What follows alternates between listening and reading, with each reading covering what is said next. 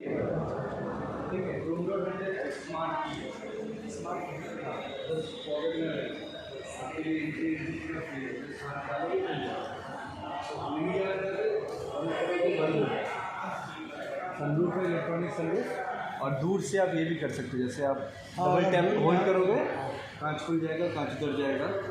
ठीक है, सारे लाइट्स एलईडी है, हेडलैम्प, फॉग लैम्प, केबिन में जो लाइट है, पीछे टेल लैम्प, सारा एलईडी। हाँ, एलईडी। इसका कोई अगर हम वाइट में हाँ ना, वाइट का 8,000 रुपये।